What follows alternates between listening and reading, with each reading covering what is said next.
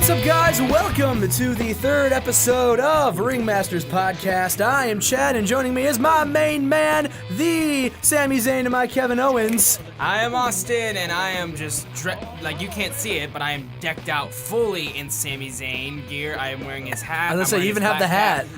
Of course I have the flat cap, and I got his t-shirt, yes, I'm fully Sami Zayn right now. And I am fully decked out in Kenny Omega gear, but that's besides the point, because we are going to talk about Monday Night Raw and SmackDown, and of course, the upcoming TLC pay-per-view, which is this Sunday. So, what'd you think of Raw, buddy? It was definitely interesting.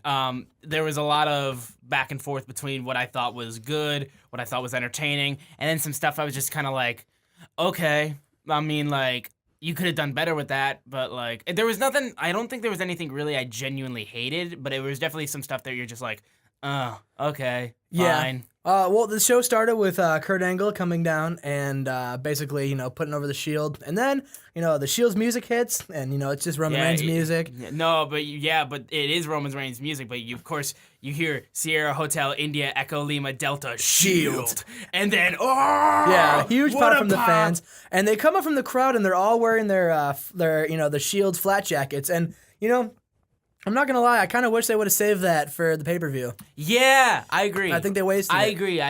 I think they should have just came out like normal, through the back. Yeah. But saved coming out for the crowd for TLC. I agree. I think they wasted it. I think it would have been a bigger pop that way because you only just brought him back. So it seems like you're just full throttle. Let's go. Let's do everything. Remember?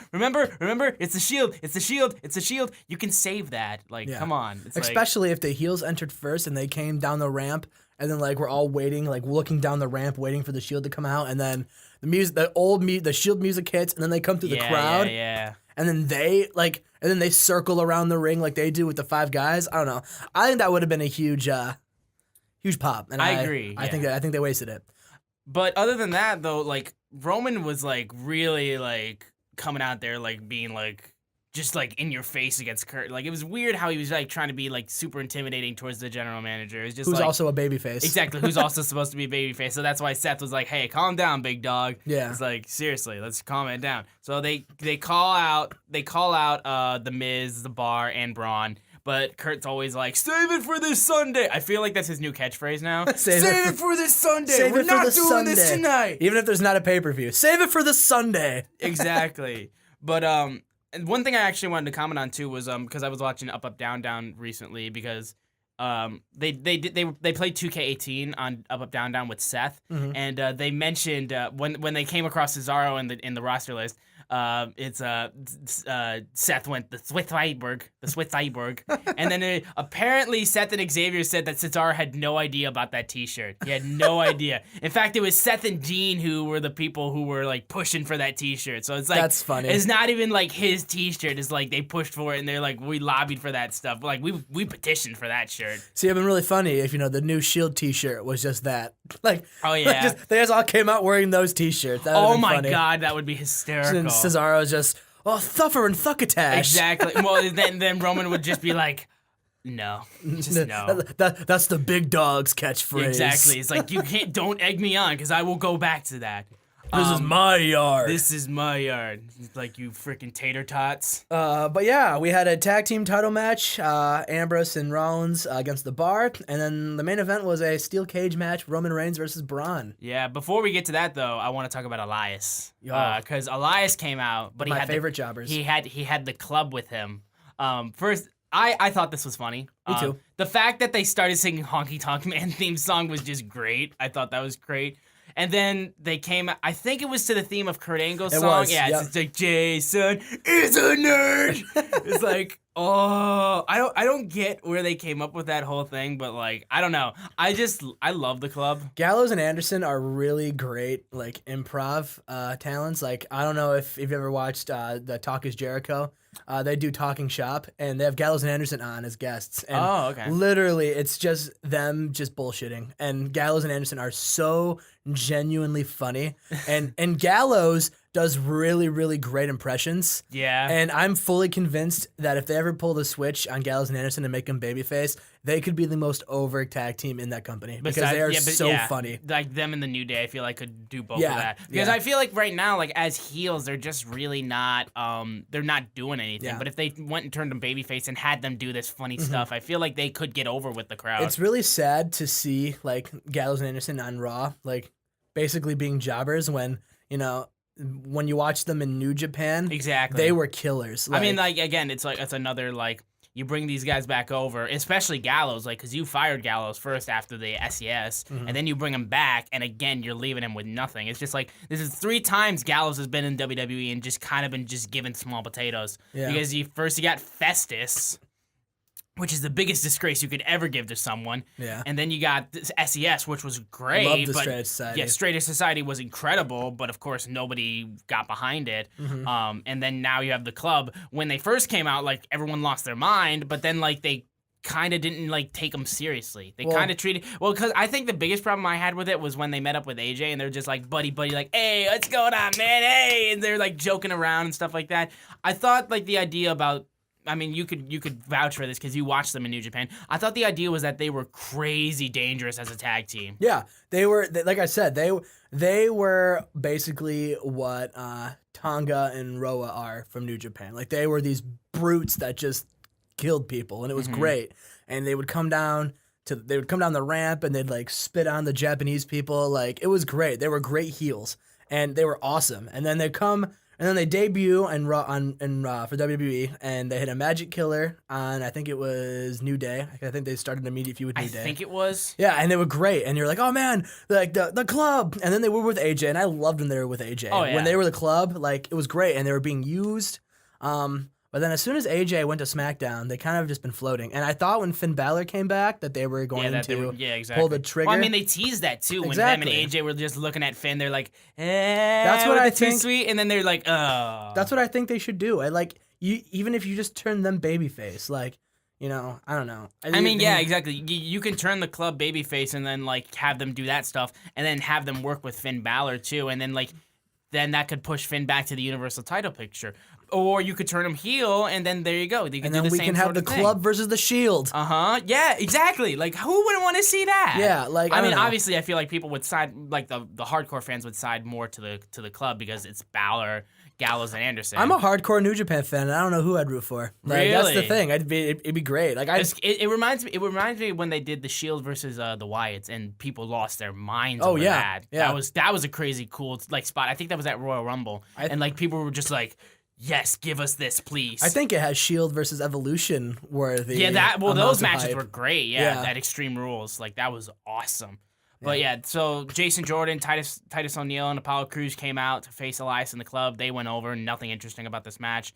Then we had Cedric Alexander versus Jack Gallagher, which it was weird. They gave these guys a package. They gave these guys a video package. I was just like, wow, way to like try to build something up for the cruiserweights. I mean, I appreciate it, but I don't think anyone really cares about Jack Gallagher. And did you pay attention at the end of the match? It was a singles match, but the announcers said, you do the winners of the match, and they called Swan and Alexander the winners. I did not And hear it was that. a singles match. Was that JoJo? Did JoJo mess up? Yeah. Oh, and poor JoJo. And so just a slip up. Well, it happens. It was weird too, because like Brian Kendrick came out, but then Rich Swann came out to try to like keep him out of the way. Which it's understandable why they would have thought, oh, it became a tag team match, but that's being booked for TLC. I had this thought when I was watching Raw. I had a thought, and you have Brian Kendrick and Gallagher, you have Swan and Alexander. And then, you have guys who team quite frequently, like Gulak and Nice. Mm-hmm. It made me think, like, do you think a cruiserweight tag division would get over and put some emphasis on them? Because you could put the Singh Boys in that. You could put, and you could just put these cruiserweights that aren't doing anything in a tag team feud. And then it's cruiserweight tag champions. I mean, yeah, but I also feel like that shortens your singles roster even more so. I mean, like it already. They show how much they care for their singles wrestlers because they throw them in these ridiculous like 6-man tag But matches. that's my constantly. point. Like instead of just giving them in these random 6-man tags, you could just put them in tag matches, and at least that means something. Yeah, I agree, but I just don't think the fans would care. You don't think so? I think the cruiserweights are just like. I mean, granted, like Enzo's trying his best, and he's doing good work, which we'll get into that. Being full heel now, and they're doing their best definitely. And I feel like if there was one guy to truly get over for the cruiserweights, in terms of a babyface at least, it would be Cedric Alexander because like I mean, if you saw the Cruiserweight Classic. He was so freaking good to the point where the crowd was just chanting to sign him when he lost. And I'm really surprised he hasn't had his cruiserweight championship exactly. run Yeah, yet. the fact that like everyone was pushing for him so hard in the CWC, and Hunter came out and was like, "Don't worry, we got him," and I'm like. Well, good thing he's done literally nothing. I mean, like, that's great. I mean, because he's so freaking talented. Right. Like, in terms of, like, his size, like, in his body structure, like, he's just, like, he moves so well. He's got such great, like, wrestling ability. And he's, like, I mean, he's a good, strong baby. He's, like, I would compare him, like, as a John Cena cruiserweight, or, like, he's very much like Apollo Crews. Like, they both have this same sort of character. But Apollo's kind of floundering though, like just being like, I'm part of Titus brand. But, yeah, and you know it's especially the Titus brand basically writes itself. Keep Titus O'Neil as a manager, make Akira Tozawa and Apollo Crews a tag team. Boom. That is what you can do with them. The tag team division's already weak as it is.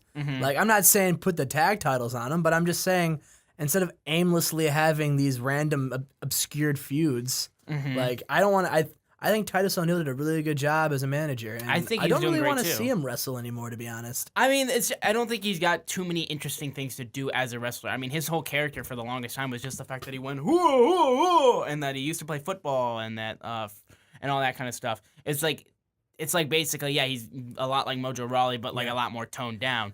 But as a manager, I feel like he's a lot more because like he can get people hyped up, obviously, because what he does like at ringside, he does a really good job. He's definitely got a lot more character than he used to. Yeah. I think he's better as a manager too, and I think him trying to push them into the tag divisions, I think would really help the Raw tag division too. Because like with guys like the Club basically doing nothing, you need someone to kind of fill that void, and so that it's not just Seth and Dean versus Cesaro and Sheamus. Yeah, and you know I like how Titus is kind of like those old school managers that had more than one client. But I want him, but he has more than one client. But you only see him once an episode. Like I wouldn't mind seeing Titus O'Neil with his clients a couple times. You know, I'm not saying every match I want a Titus brand guy, but like you know, have him like if you're not gonna put Cruz and Apollo in or Cruz and Tozawa in a tag team, like have like Akira Tozawa in like a cruiserweight match and have Titus there. What if what if you had Titus Brand versus Paul Heyman guys? That'd be cool. I think that would be awesome. I think that would be. I've been saying for a while back when they had like Curtis Axel, CM Punk as Paul Heyman guys. Yeah, but I've been saying for a while back when like you know they had the Social Outcasts and like that big like Sheamus feud. I forgot what they called themselves, but I don't remember. Yeah, it's something. I think they called it. They called themselves the Lads. What was it? The oh my god, I think I know it because it was like it included. It was Wade Barrett, Rusev, Sheamus. People listening to this are like, you marked exactly. It's called this. Yeah, exactly. They call themselves the Lads a lot, so we'll just stick with this hypothetical. We'll keep them with the Lads, yeah. But what I was saying is, I've always said that they should really jump on the bandwagon and get a trios championship. Because then you could put Titus O'Neil, Akira Tozawa, and Apollo Crews in something. You could put the Club and like Elias in something, you know, and you could put the New Day would have something besides flip-flopping tag titles around. Yeah. The Shield could do that. There's so many great trios that you could put in this company and just have them make dream matches. Like Finn Balor in the Club. You know what I mean? Like it writes itself. It really does. Back when Bray Wyatt was on SmackDown, if he was still there, you could have him and the Bludgeon Brothers like a 6-man title run. Yeah, and I mean with those trios too, you don't have to just make them a tag team too, because like that's what the Shield did. You had one person the tag champion, and then you had you had two people tag champions, and then you had one person who had a single title. Yeah. So like that way you could just split them up. So that way you're just not known as a tag team, like what DX eventually became when they were like they're the greatest tag team of all time. They never started as a tag tag team. It was a faction. Yeah. It's like, geez, that means the Nation of Domination must be a tag team too in your eyes. What like, about the Four Horsemen? Exactly. Those Four Horsemen, best tag team in the world. Yeah. After this, though, we had Miz TV where he had Braun Strowman. There were Curtis Axel chants. I think it was because it was in his hometown. Yeah, it was. Okay, so that's why. But I think it was just cool to see Curtis get some chants. The Miz came out saying the Shield isn't as good as you think they are. Cesaro had his mouthpiece, of course. I thought they were going to make fun of Cesaro talking, honestly. Like, if someone were to interrupt, I thought they were going to make fun of the way that he talked. Mm-hmm. Also, he did the really chant. He hasn't done the really chant in a while, hasn't he? Really? Yeah. I love that. I really love that because I think that's just a really good way to just get the crowd in on it because he does a really good job at just getting under their skins. So they try to add Curtis Axel to the match as we thought, but Kurt Angle said if Braun wins tonight against Roman Reigns, it'll be 5-on-3. If Roman wins, it's back to 3-on-3. But everyone is banned from ringside from the tag match and the steel cage match. So yeah, that led into some good storytelling before. Air quotes banned. Exactly. Maximum air quotes. Because Miz is just going to come out on commentary because, of course, it makes sense now because the commentary table is back all the way up the ramp. Yeah. Which it really makes thankfully, because they have, I think they still have the Spanish commentators on the outside. Mm-hmm. It makes sense, though, because, it's not ringside anymore. But, yeah, on a 2K, though, they leave that open. They leave it open for Raw where there's nothing over there. So it's just it's so lonely over there. I can't slam somebody's face on the table and say, you see that, Cole? You see that? That's you. Yeah.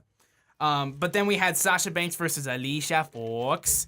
And, this was a really odd match choice. But I do like the fact that they're actually trying something with Alicia. Because originally all they did with her was 205 Live and stuff with Noam Dar and Cedric, which was stupid. But I really like the fact that they're kind of going with her on, this, tirade and stuff like that. Because she lost her mind after she lost to Sasha, just losing her mind.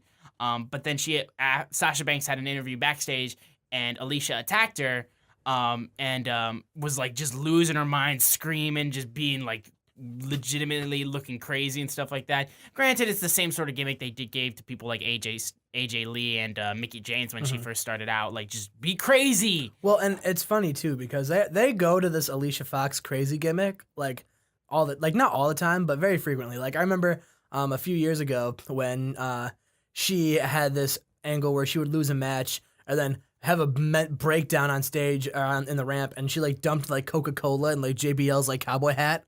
And then put it on her head, started freaking out and trashing the arena. I remember parts of that. I don't remember the Coke in JBL's hat. And then she'd take drinks and just throw them on her. And I don't know. I really like when they do crazy Alicia Fox because I am actually an Alicia Fox fan, which is a kind of a weird thing to say because she's never on TV. Yeah, I think it's just because of the fact that she's been there for so long. It's it would be kind of nice to just see them at least show some respect to her. I feel like because I feel like you could do what SmackDown's doing with Natalya, just give her a run with a belt. I mean, SmackDown's shown that they're not willing on to put Raw the title. Yeah, not Raw though, but SmackDown. Well, because SmackDown's we're the land of opportunity, except when we're not. Yeah. So that's obviously why they wouldn't do it on Raw. But what I love too is after Alicia attacked Sasha in the back, she pushed the referee down. Yeah. And it's that one referee who's always what do you do? You can't push me. I'm a referee. You gotta stop that. Why you do this, Alicia? It's he's so so upset about it. It's why you do this? It's you're hurting his feelings when you do that. It's why would you push down me? There. Get down from there. You can't be up there. Get down. I'm trying to protect you. Get down. I love when referees ham up I don't know specifically which referee it is, but he hands up so hard, and I love it just how much he's on that. Or when they're in a rest hold, do you want to give up? It's hey, you can tap. You can tap right now. I can stop the match right now. Do you want to tap? It's do you quit? That's all you need to say. It's so funny. But he's just listen, I want to make sure they understand what I'm saying. And listen, ref, it's a nice touch. I appreciate it. It's a nice touch, but I don't know. We don't care. No one cares except for the fact that you sound kind of ridiculous. Do the bare minimum so we can. Yeah, because you're not a character. You're just a referee, unless you're Lil Nate and you're cheating for someone. Right. Yeah. But then we had Enzo Amore come out, cut a promo. being like everyone like I can hear some boos in the crowd, and people are, I'm wondering too, where's my boo? And by that I mean my cruiserweight title, and I'm like, ha ha ha. That was a good line. Ha ha ha ha. But Kalisto interrupted Enzo and started trash talking. I think he said he was gonna walk out of TLC as the new cruiserweight champion. I'm like, you already are the cruiserweight champion. And I missed that. Kalisto. He really said that. I think he said that. I was either that or on 205 Live. But yeah, he's like, I'm gonna walk out as the cruiserweight champion. You're already the cruiserweight He's so champion. horrible. It's like, Lucha, yeah, go, woo! It's just like that one Botchamania scene. I was like, that was really bad. But then we had Gulak, Noam Dar, Daivari, Tony Nese come out and attack Kalisto, and Enzo Amore went full heel, like he's got, these are my boys. And then Mustafa Ali tries to come and save Kalisto, but fails. Enzo getting some legitimate heat. He's full heel, and he's running with it, and he's like going, oh, you cry. I love heel Enzo. I think this is what we needed from Enzo. Because, like, I mean, with an idea of that, because you're getting this loudmouth guy who won't shut up, like spouting catchphrases and stuff like that from Jersey. Yeah. And you're going to make him a babyface. It's like, obviously in NXT, like, people got behind him just because of, like, his whole entrance catchphrase. But now that we've seen that enough, it's like, especially since he gets annoying, especially when he tries to sleep with Rusev's wife on live television. Like, I'm not. And then he's a behind you on baby that. face. And he's a baby face for doing that.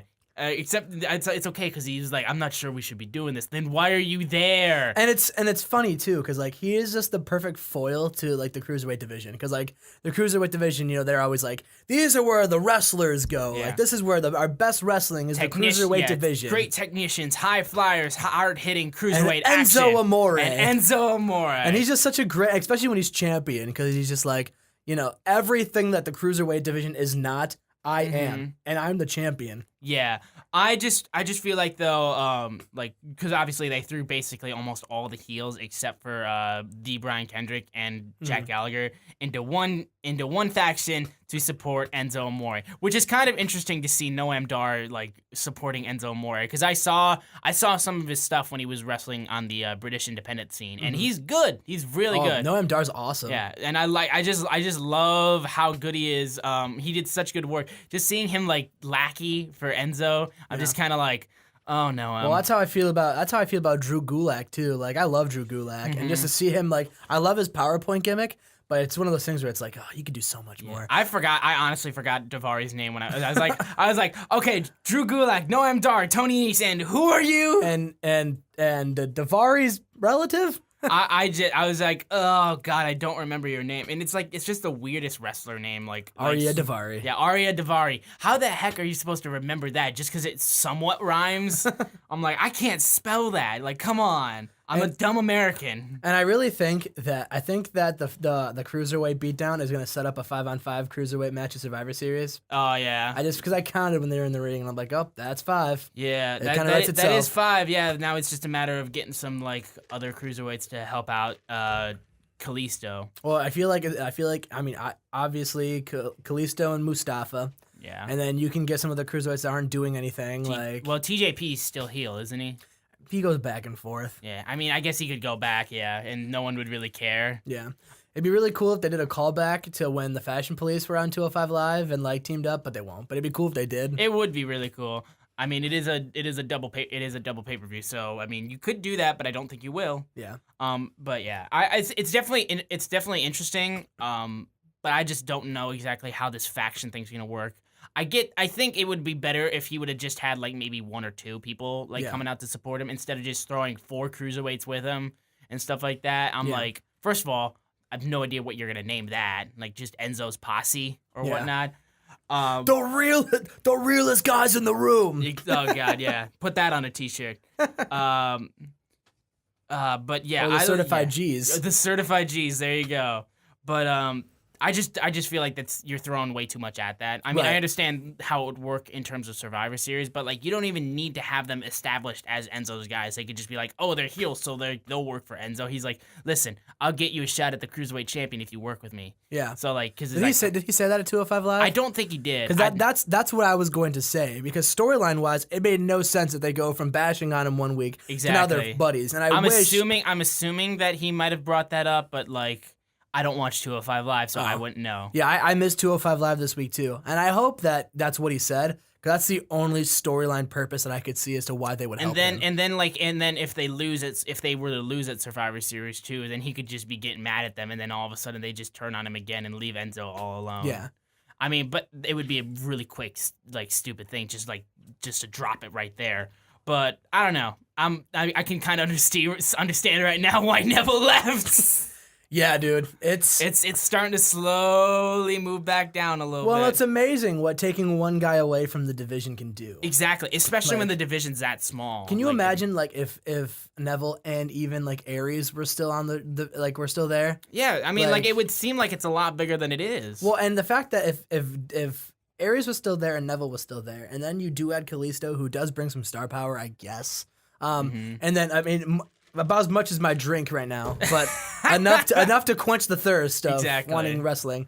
And then Enzo Amore there, like I really think that would look more like a steady division, whereas now it's Enzo, kind of Kalisto, and then Mustafa Ali's on the come up, and everybody else is just jobbers. Exactly, and then everybody else. Yeah. It's just like. You can't hold up a division with just two people. No. It's not going to happen. They need to find a way to establish these other guys, which I can see them trying to do with guys like the Brian Kendrick and Gallagher, yeah. But even if you're trying to bring in like outside guys, like would you if you were an indie wrestler? Because you have the cruiserweight, you'd be a cruiserweight in the guys of the WWE. Mm-hmm. So if you were an indie wrestler and you were like, hey, you should come on to 205 Live, and let's say you were like Austin Aries, Neville levels of like popularity. Exactly. Would you go on 205 Live knowing you will have a run as a cruiserweight champion, but after that, you will do nothing? Mm-hmm. No, why would you? Exactly. And especially when they're like so hard on themselves to not go with the original gimmicks that they had in the independents. Like they want to make it seem like no, we came up with this because they're so on their high horse about them being the biggest game out there, when you can see a lot of characters like Cody Rhodes who leave WWE and do much better for themselves than they ever did in WWE. And and I think that's the problem that they have with themselves, is that they're so worried about like people, like they want to bring these new talent in to like replace the people that leave or that they fire. Yeah. But they don't want to just go and do what they did in the independents, and especially if they came from TNA, they don't want to remind anybody of that. Yeah. Like that's why like when they first came back, when the Hardys first came back, they immediately were like kept them as Team Extreme. Granted, you had Matt teasing it, and he's still teasing it. But I mean, like, well, the big problem with the broken gimmick is they couldn't get the rights to TNA. Exactly, yeah. But so I mean, well, obviously TNA is gonna hold that over their heads because that's literally the only thing they have over their heads. Yeah. So it makes sense why they would do that. But again, they're trying to work their way around it by being woken.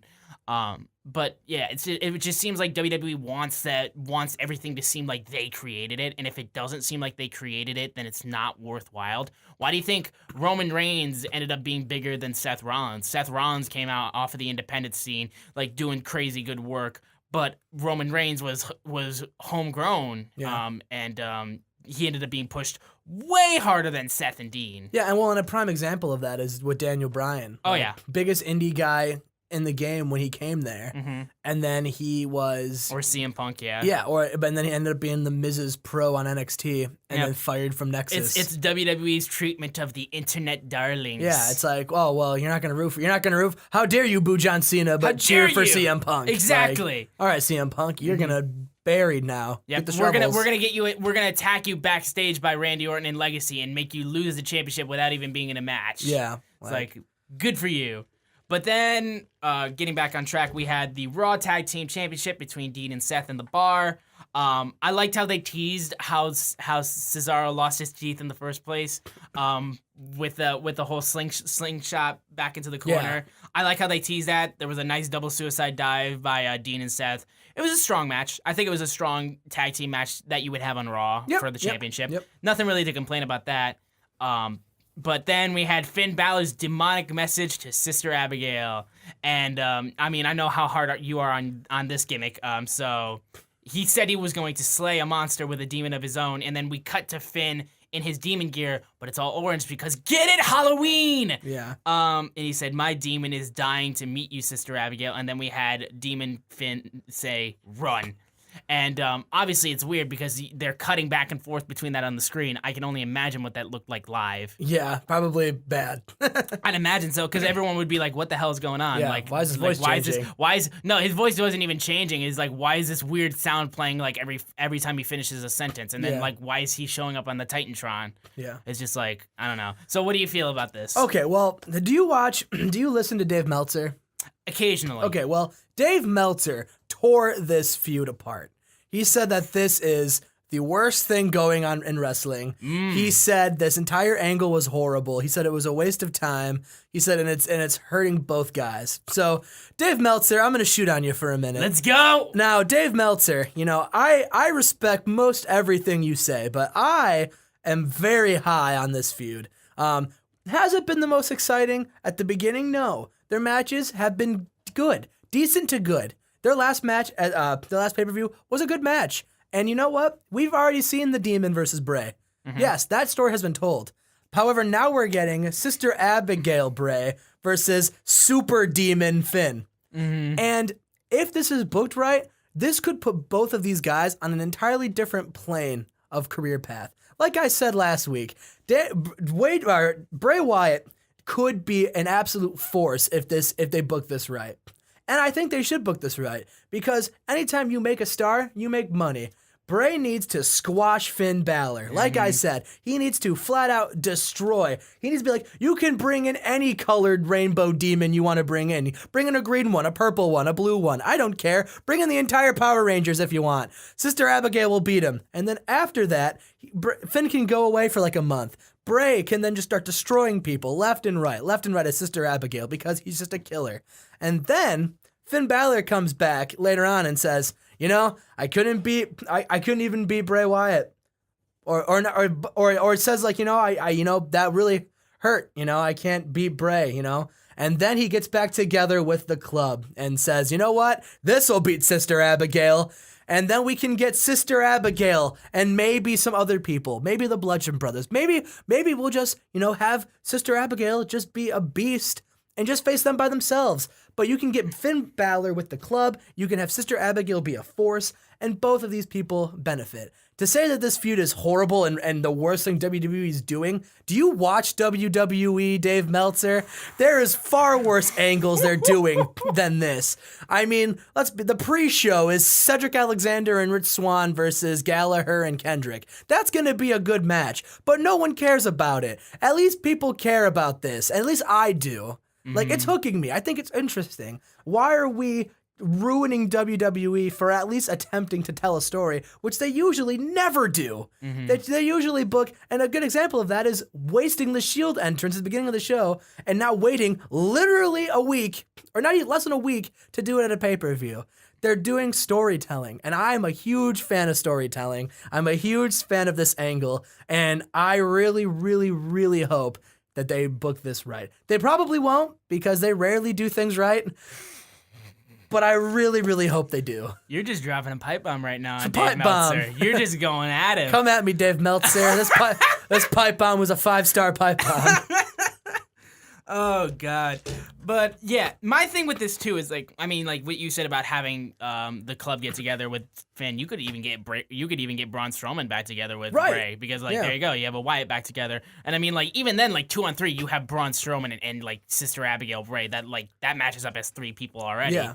I definitely think this promo was not the best. No, this promo sucked. Yeah, this promo by Finn was not very good, and definitely didn't make any sense, especially for people there live. Yeah. But I could say their SummerSlam match was great. I thought their SummerSlam match was very strongly done. Because it definitely showed because they've shown like Finn afraid of Bray Wyatt slightly with like him going into his little like I'm upside down thing. Yeah. And Finn being like, oh, I'm like, oh no, he's upside down. Oh, I'm a mark. It's like, but yeah, I mean like these guys are talented. These guys, especially Finn. I mean like. I put Finn Balor on the same level as Kevin Owens. Oh, yeah. Like, give him something. Like, whether it be bare minimum or whether it be the best told story ever. Like, Finn's going to make it work because he's really talented. I think for them even trying this, like, first of all, like, I feel like there's nothing, like, for this to be the worst thing going on in WWE, I would turn to the Bray Wyatt Randy Orton feud. I would look at your WWE champion. Oh yeah, I mean yeah. Currently, yeah, that's much worse. But I would like if you want to say this is the worst thing Bray Wyatt's done. Look at his feud with Randy. Like we had that freaking House of Horrors match, which was hysterically bad. Which I mean, it was entertaining, but in a bad way. But is that what you want? Is that what you want out of your match that's supposed to be scary? But yeah, I think this is going to be fine. I don't know if it's going to be as good as you think it is. I'm going to have to wait and see. It's probably not going to be as good as I think it's going to be. I'm going to have to wait and see whether or not they pull it off. But I'm interested. Yeah. I'm intrigued. I want to see what happens. So, I mean, they've got me there. So, I mean, I can't be out there saying, like, this is the worst thing that they've done because Jinder Mahal is still champion. So that's going to piss me off forever. It helps that your co-host is so high on it. Exactly. And does really good fantasy booking. No, that and you're much taller than me. So I'm just like, I don't know if I want to be mad at you. But after that, we had Mickie James face off against Emma and Alexa Bliss, and Alexa's like, "Find a partner. Yeah, get Betty White." I heard Betty White's available. I heard Betty White's available. Great line. Yeah, but she brought back Bayley, which was a pretty easy see. But like, it's just kind of like when you make it a. I say this all the time. When you make it like an unknown partner, people are gonna jump to like the biggest conclusion that they could possibly think, like someone who's not on the roster right now. Lita's coming out. Paige. I legitimately thought maybe it'll be Paige. I thought like that would be interesting. But because like that's the idea when you make it like someone you don't know. It's like it would have been much easier if Bayley just showed up and been like, "I'll be your partner," like just right there and then. Yeah. Because like when you build it up, like she wasn't out with an injury or anything like that, so it's not really return. It's just kind of like. Oh yeah, it's Bayley. I mean, it was pretty easy to call. But either way, it was a decent tag match. Mickie and Bayley ended up going over. It'll be interesting to see if Mickie ends up becoming a 7-time women's champion. I think they'll put on a good match if given enough time because Mickey's proven herself to be a strong wrestler even now. Yeah. And Alexa's always incredible.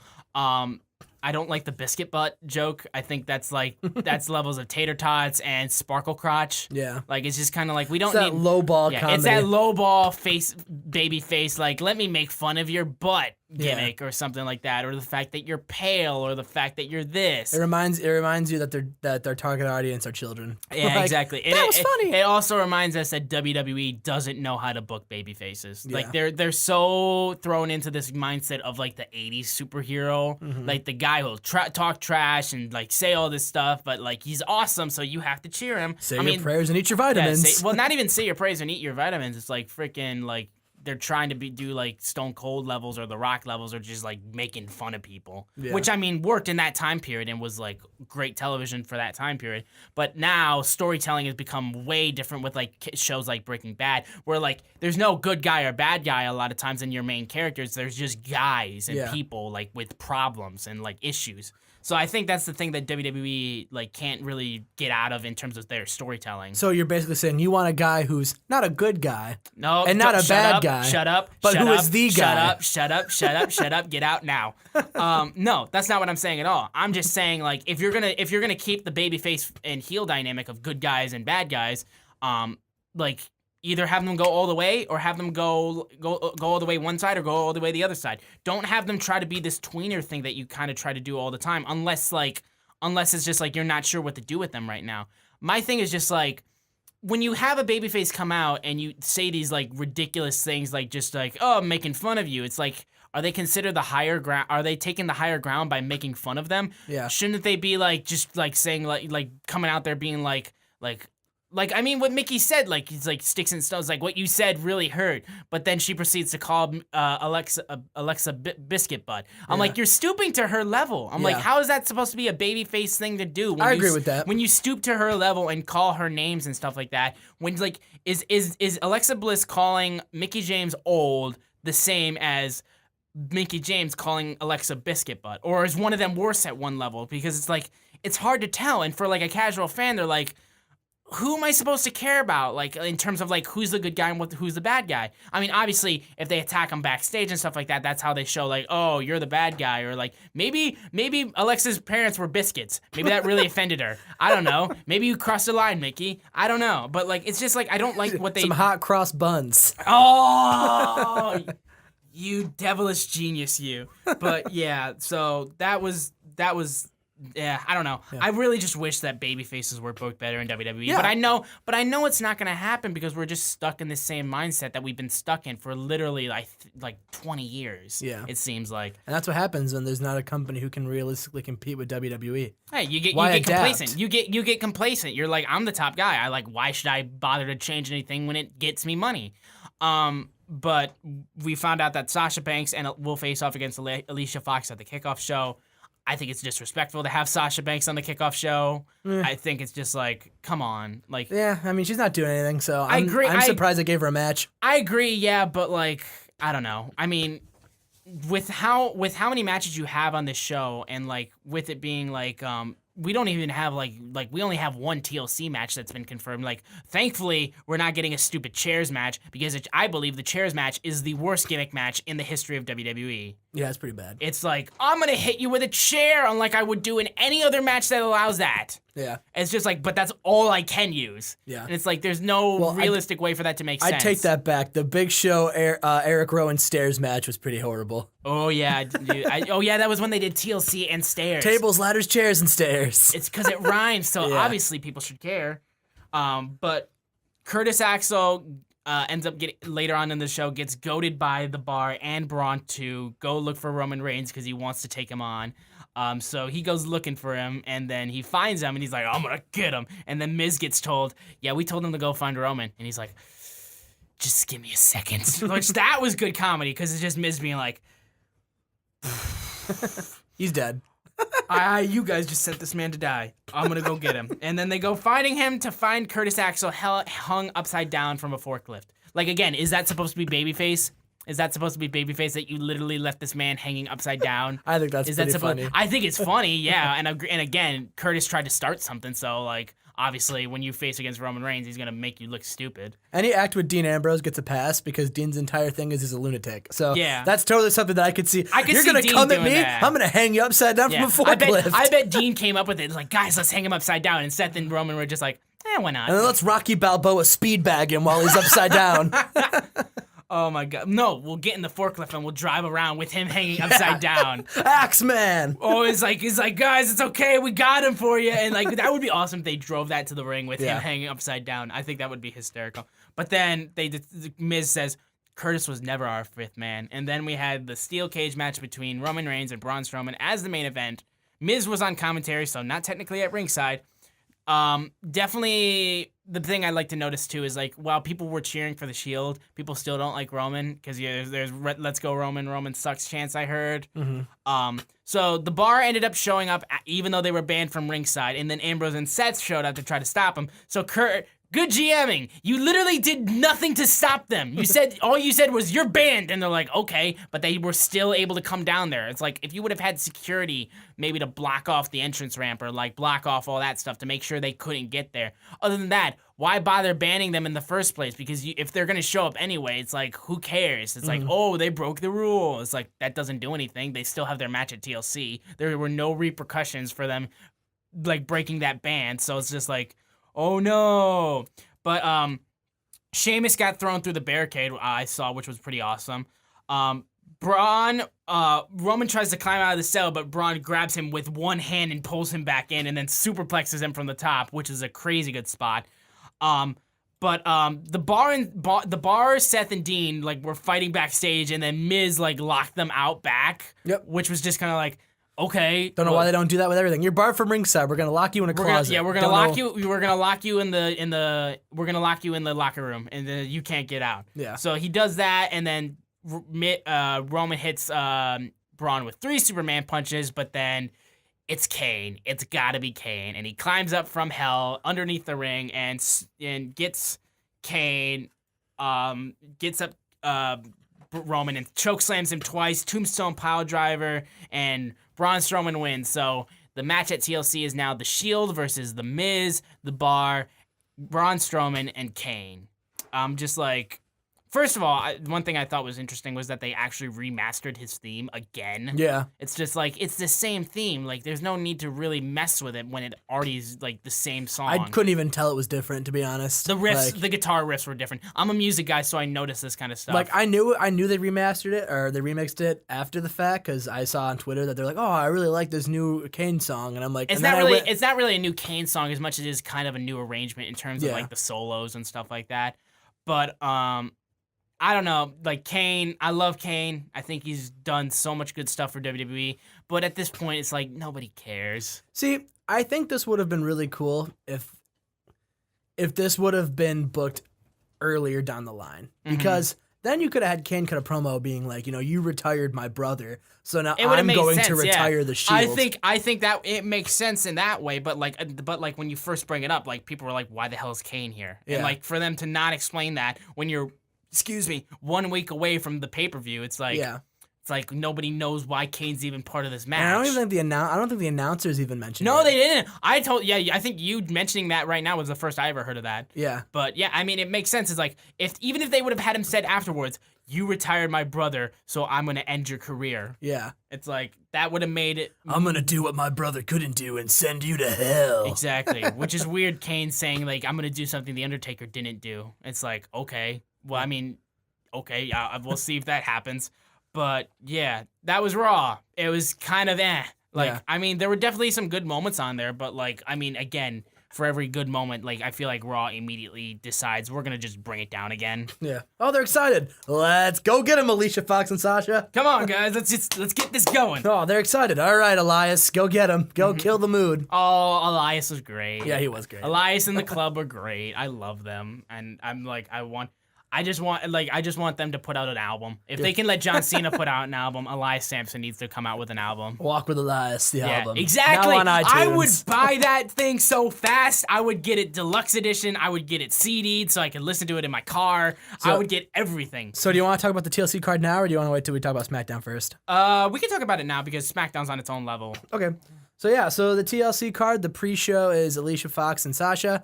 It's going to be a decent match. I think we can both agree that Sasha's probably going to go over. Oh, yeah. I mean, I think maybe Alicia will go crazy again, but unless Alicia uses, like, heel tactics, I don't see her going over. The only way I could see Alicia going over is if they plan on extending this feud, and I hope that's not the case. Yeah, well, I mean, they did finally end up giving her a T-shirt. I looked on WWE Shop. They finally gave her a T-shirt. That was her first ever T-shirt design. Oh, good for her. I think, there you go. Hopefully she'll get some revenue on that, but I'm not sure exactly how many people are going to be like knocking over mothers to try to get an Alicia Fox shirt. Gotta get my Alicia Fox It's like, get out of my way! It's like, Black Friday's coming pretty soon. I gotta get my Alicia Fox T-shirt. I love Alicia, though. She's great. The other pre-show match is Swan and Alexander versus Gallagher and Kendrick. I think the faces are gonna go over.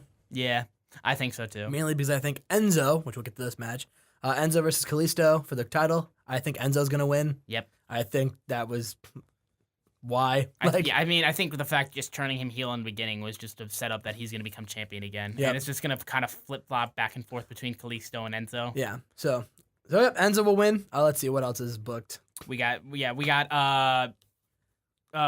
Demon Finn Balor versus Sister Abigail. I'm gonna be optimistic and say Sister Abigail goes over. I'm gonna agree with you honestly because if we look at this right now, like Finn Balor has won both times. He's won as the Demon and he's won as just Finn Balor.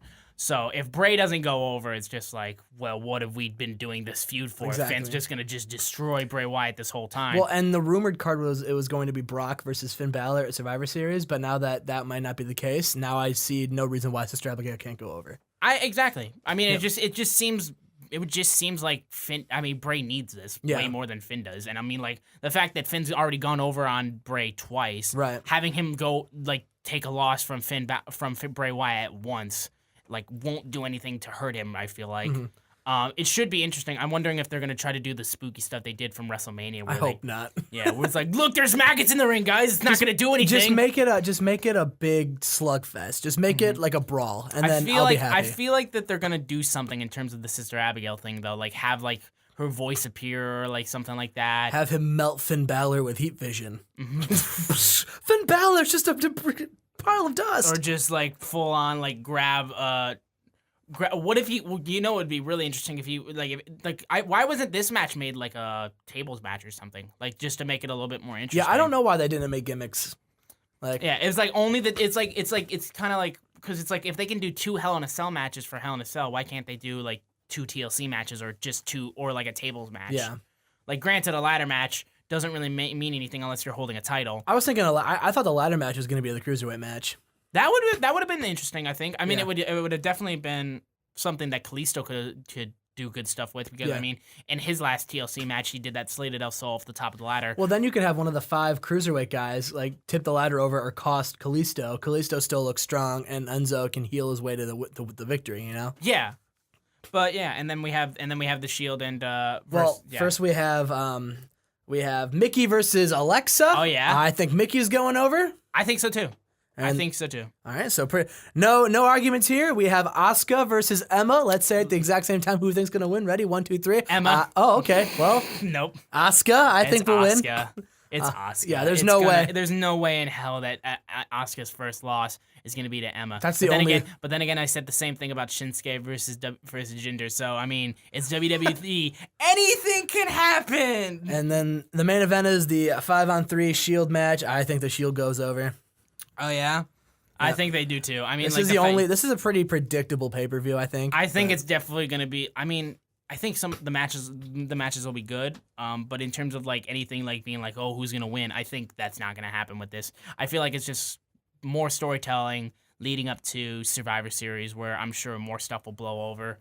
And then when we have Royal Rumble coming around, that's when stuff will start picking up again. Because I feel like, it's just like a lot of these matches especially on this card, is just like, oh, I already know who's going to win most of this. It's like, it seems like the predictions for this are going to be very, very easy to call unless they try to swerve, which, I mean, they can sometimes do. Yeah. But yeah, I mean, we'll see how that goes, but I think it'll be a decent pay-per-view in terms of just match quality. Yeah. But yeah. And then we had SmackDown Live.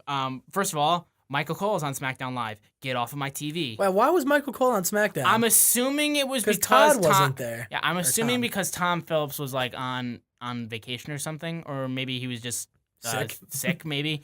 I have no idea. I didn't catch the immediate beginning. I started as soon as Daniel Bryan's promo started right afterwards. So I have no idea why he was there. But we were back in Washington, back in Daniel Bryan's hometown.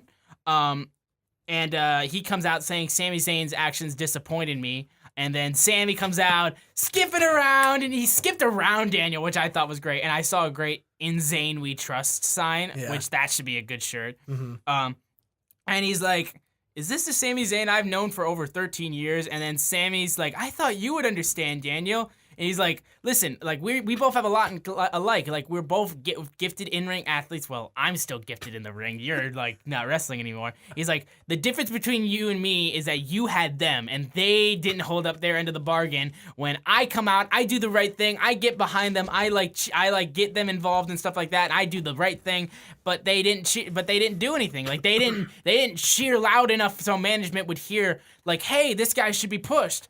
And he's like, they are the reason you main evented WrestleMania, which in a turn, yes, he absolutely is. This was a great promo. I mean, like everything Sami Zayn was just said was perfect, and he's just like, you know what? I don't even care. I don't even care anymore. It's like, I was like, I'm happy now, and it's like, listen, like you would have been fine if you just lost your martyr complex, and if you worked smarter, not harder, you wouldn't have had to retire. And it's just like, oh my God, it was just Sami just did such good heel work, like getting the crowd pissed off. There was a great Sami sucks chant. He's like, you were the last person I would ever want to be like. He's like, you gave up everything to become a housewife. Just, it was great. Sami, oh my God, you're so awesome. Like, yeah, it was a great line. He did so great. I mean, Kevin Owens didn't even need to come out. Yeah, Kevin Owens comes out just like, he just comes out to beat up on Daniel even more, like just double team him, calls him Mr. Bella, calls him a hypocrite, and then they said Daniel Bryan is now the authority. You are a sellout. And like Sammy's like, Kevin, thank you for showing me the light, because this could have been me. And then they hug again. And then Daniel's like, you know what? I'm gonna find a couple dudes to punch you in the face. Yeah. Which that was a funny line. Mm-hmm. This was just a great promo, and this is by far my favorite thing in WWE right now. Oh, mine too, probably. I mean, besides the Bray Wyatt angle, but I think with the Bray Wyatt angle, you just needed to if it pays off, that'll become your favorite thing. Exactly, I feel like. exactly. Like, that's the thing. There's still that looming fact that WWE is gonna drop the ball on that. When with this, I can't see a way how they drop the ball when Sami Zayn and Kevin Owens are doing this good work on the mic. Yeah, that's very true. But yeah, great, unbelievable promo. Totally. Kevin Owens and Sami Zayn are, in my opinion, untouchable. Oh yeah. And for me right now, for Sami Zayn, it's about damn time, because this man is so talented, so hardworking, and the fact that he's finally given something that he can work with, and especially in terms of heel, because we could have done the Daniel Bryan like sort of thing, like that everyone kind of expected would happen with Sami Zayn, because the parallels are there, and he says the parallels are there. But the fact that they flipped it on its head and instead took it as Sammy being disgruntled for not being given the same opportunities that Daniel Bryan was given, and for the fans not getting behind him, which, don't worry, Sammy, I was there from day one, Sammy, so I'm always there for you. The fact that the fans didn't get behind him like they did with Daniel Bryan, everything he says makes 100% like just total sense, and it just makes me love him even more for the fact that he's finally getting his dues and given something that he can do, and getting in the main event of SmackDown and doing all this great heel work. And just like for Sami Zayn, it's about damn time, because he's by far like him and AJ were like jumping back and forth for me right now, like for a while, but Sami Zayn is still right now my favorite guy on the roster. My only thing is I don't know what their long-term plan is with them. Like, I know with the short term. The short term is going to be Team Kevin and Sammy versus Team Daniel Bryan and Shane McMahon for Survivor Series. Yeah. I think that's a given. I don't know who's going to be on Team Shane. I don't know who's going to be on Team Kevin and Sammy. Mm-hmm. But after that, and I'm assuming that Sammy and Kevin win. I mean, there's no way they can't win. Yeah. They have to win. But after that, I don't know what their plan is going to be. I agree. Like, because they could go one of two ways. They could have Gable and Benjamin win the tag belts just to be transitional champs for Sammy and Kevin. But I think they're above the tag titles. They're way above the tag way titles. Above it. I mean, like it makes sense in that retrospect, because I mean they've shown that they're good tag team, that they're good as a tag team. Well, I mean they're good at everything. So, I mean, it would make sense, but I feel like that shouldn't be the glass ceiling for them, because they're way better than than the tag division gives them. I mean, like, there's a lot more they could do besides that. What I feel like should happen is Sami Zayn try, like, because right now it seems like we're gonna get AJ Styles versus Jinder for the WWE Championship, unless whatever happens with Brock makes any sense, which I really hope they just drop this. Oh, it's. I think it's gonna happen. I'm sure it's gonna happen. I just don't want it. It's just like I do not care. It'd be cool if they booked the match Universal Champ versus WWE Champ, and then they go, but we didn't say you, Jinder. And then he goes and faces AJ. AJ beats him, and then we get Brock versus AJ. That's a dream match. That's a dream match, 100%. But like, yeah, I think it would be great. Is like we're gonna have the WWE Champion versus the Universal Champion. However, Jinder, in order for you to get to that match, you need to face AJ in a WWE Championship match, and then AJ beats him. Like that would be perfect. And then we would get AJ versus Brock, which would have been way much better of a match to sell, because like nobody gives a crap about Jinder. I'm going in being like Jinder's gonna get destroyed. There's no reason why he shouldn't get destroyed. Exactly. Whereas at least if he goes against AJ, I still know AJ's gonna lose. What if Jinder went over Brock? I would throw my TV out the window and then set it on fire. I would jump out the window. I wouldn't even throw my TV. Just jump out the window. I would just jump out the window. There'd be nothing left. They'd just be like, I'll leave my TV because other people can use that. I'll just jump out the window. Now, granted, my apartment's on the first floor, so that wouldn't mean much. But listen, I gotta protect myself first. But I would still jump out the window, absolutely. But like, If they do Jinder versus, this is the podcast exclusive, you heard it here. If Brock Lesnar loses to Jinder Mahal at Survivor Series, I will eat both of my shoes. And I will jump live out my on the window. podcast. And I will jump out my window. I will not even put salt and pepper on them. I will just eat them. Like, all right. It'll be very leathery and tough, but I will do it. I will film it. Yes. But yeah, I think that the best thing would happen would be that if Sami Zayn, maybe we'll see, I don't know who would take the belt off of Corbin. I don't know who they're having try to go for the belt off of Corbin. Kalisto. Kalisto's on both shows now. Yeah, or not Kalisto, Sin Cara. Sin Cara, yeah, Sin Cara. That's a transitional champion, I guess, but still that'd be kind of weird. Yeah. But yeah, have Sami Zayn become the United States champion, and then have Kevin Owens become the WWE champion, and then have them just run SmackDown. And then for WrestleMania, you can have Sami Zayn versus Chris Jericho. And be like, listen, Sammy, I was his best friend. Oh, yeah. I know. Trust me, you're not his friend. Yeah. He will do the same exact thing to you. Yeah. And I think that match writes just itself. slaps him across the face. Sammy versus Chris Jericho, U.S. title match. Yep. Boom, writes itself. Yep, writes itself, 100%. And then you can have Owens versus Triple H for the WWE title because Triple H will fight for his family. Or more Shane McMahon garbage. I want to see Triple H versus Kevin Owens. I think that match would be really good. Mm-hmm. Yeah, I don't know exactly what Hunter would what Hunter's reasoning to be for it. I think it makes perfect sense. I mean, he beat up his son. You headbutted my father-in-law and sent my brother-in-law to the hospital. Yeah. And made fun of my wife. Exactly. After me, of all people, I gave you your Universal Championship. Yeah. I put you under my wing and made you my guy. Would that be a babyface turn though for It would be a babyface turn. Yeah. Triple H would turn babyface, which I'm okay with. I'm okay with that too because the authority gimmick has already run its course. I feel like just having that, especially if he shows up on NXT and all this kind of stuff, doing that, he needs to pick what he wants to be. Yeah. I think that's the thing because he can't be both. Mm-hmm. But I think Sami Zayn and Kevin Owens should be running SmackDown in the next few months because they are the best thing going. I hope they are. Yeah. Oh yeah, me too. Hell, give them a tag team title run and the U.S. Do it. Let's make them triple crown. Literally, we'll do each of them triple crown. Yeah. Well, if you know what would be awesome if too Kevin is that Owens wins the tag titles, he'll be a Grand Slam champion. There you go. All right, and then we had a 6-man tag between Charlotte, Naomi, and Becky versus Tamina, Natalya, and Lana. First of all, I want to say I think the rear view by Naomi is the worst finisher ever. I hate that move so much. She hits people with her butt. Yep. It's just absolute trash. Charlotte, the baby faces win. Charlotte makes Lana. Would you say that 8. finishing move is complete ass? Yes. Not even gonna continue with that because yes, it's just pure ass.